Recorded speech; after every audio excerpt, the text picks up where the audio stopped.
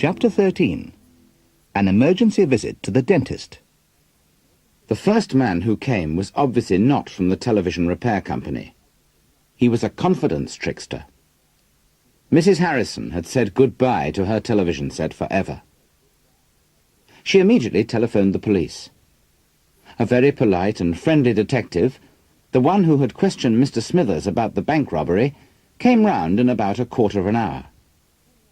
He wanted to know what time the first man had come, what he looked like, and whether Arthur had noticed the number of his van. The detective said that the man had done this trick many times recently. He was well known in Middleford. He often came to houses where there were lodgers after the landlady had gone shopping on a Saturday morning. Mrs. Harrison told him that she'd only been out for about half an hour when he came. She'd just gone to the local shops to get her coat cleaned and have her shoes repaired, and to do a little bit of household shopping. Mrs. Harrison was very glad that her television was rented and not her own property. She was going to ask to have a colour set installed soon anyway. When the detective had gone, Mrs. Harrison went out to the television shop to explain what had happened and to order a new colour set. After Mrs. Harrison had gone out again, Arthur made a cup of coffee for himself and Mr. Smithers, and brought them into the living room with some rock cakes that Mrs. Harrison had made the day before. Mr. Smithers remarked that the cakes looked rather hard. Arthur agreed. Mr. Smithers bit his cake and suddenly let out a shout. He had broken one of his front teeth. Mr. Smithers immediately telephoned the dentist and explained to him what had happened.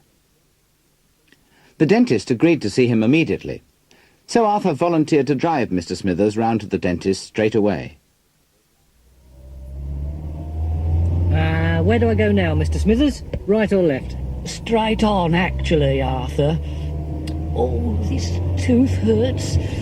I hope I don't have to have it taken out.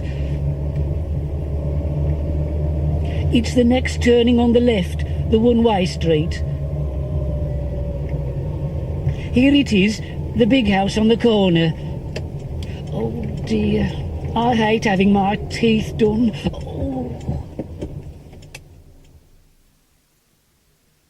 Good morning. It's Mr. Smithers, isn't it? Mr. Mackenzie's just gone out for a moment. He won't be long. Would you like to go into the waiting room? Thank you very much. Oh. Never mind, Mr. Smithers. It'll soon be over. Mr. Mackenzie will see you now. Would you like to come this way?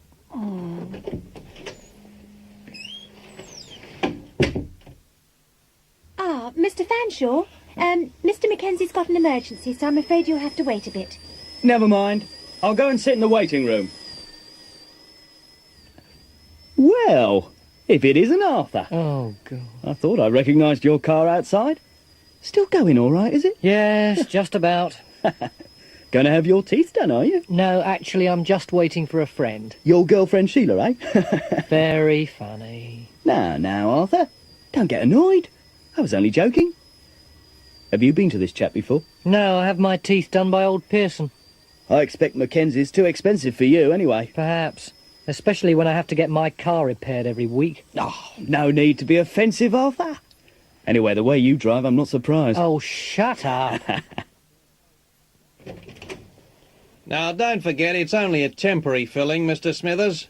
Try not to bite on it if you can. We'll get a permanent filling done next week sometime. Let's see. Susan, am I free next Saturday at all?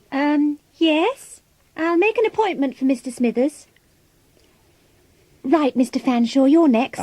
Would you go in now? Right you are. Cheerio, Arthur. Who's that, Arthur? I'm sure I've seen him somewhere before.